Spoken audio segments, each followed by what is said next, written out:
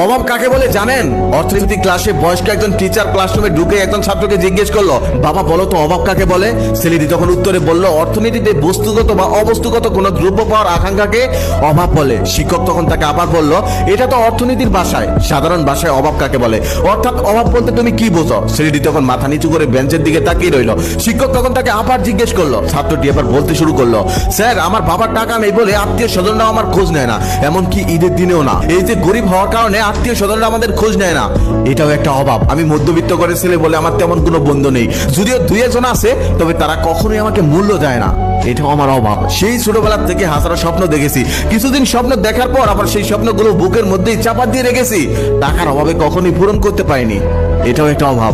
এই তো আজকে কলেজে আসার সময় মায়ের কাছে গাড়ি ভাড়া চাওয়ার সময় মা কয়েক জায়গা তন্ন তন্ন করে খুঁজে 20টি টাকা আমাকে দিল। আমি যখন বাড়ি থেকে বের হলাম তখনই আমার মনে পড়লো মা সকালে বলছিল তার নাকি জ্বর, কিন্তু ওষুধ কেনার টাকা নেই। তারপর আমি ওষুধ কিনে মাকে দিয়ে আসলাম। মা তখন আমাকে জিজ্ঞেস করলো, কিরে কলেজে যাবি না? তখন আমি মাকে বললাম, হ্যাঁ যাবো, আমার এক বন্ধু বাইক নিয়ে অপেক্ষা করছে, ওর বাইকেই যাবো, তাই তোমাকে ওষুধটা কিনে দিয়ে গেলাম। এই যে 10 টাকার জন্য পুরো রাস্তা হেঁটে এসেছি, আবার 10 টাকার জন্য পুরো রাস্তা হেঁটেই বাড়িতে যাব।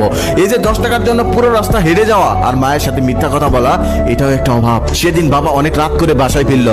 বাসায় ফেরার পর মা জিজ্ঞেস করলো, এত রাত হলো কেন? বাবা তখন বলল, ওভারটাইম করেছি। মা তখন বলল, 2 একদিন ওভারটাইম না করলে হয় না? বাবা তখন বলল, ওভারটাইম না করলে সংসার চালাবো কি করে, সংসার চলবে কি করে? এই যে সামান্য কিছু টাকার জন্য বাবার অতিরিক্ত পরিশ্রম করাটাই অভাব। সেদিন ছোট বোনকে দেখলাম টিউশনির টাকা বাবার কাছে চাইতে সংকোচ বোধ করছে, এটাই অভাব। কারণ সে ভালোভাবেই জানে বাজারে জিনিসপত্র সবকিছুর দাম বেশি, পরিবারের অবস্থা এখন তেমন একটা ভালো না। সেদিন মাকে দেখলাম একটা ছেঁড়া কাপড় সুই সুতা দিয়ে সেলাই করছে। আমি তখন মাকে বললাম, মা কাপড়টা তো ছিঁড়ে গেছে, এই কাপড়টা ফেলে দিতে পারো না?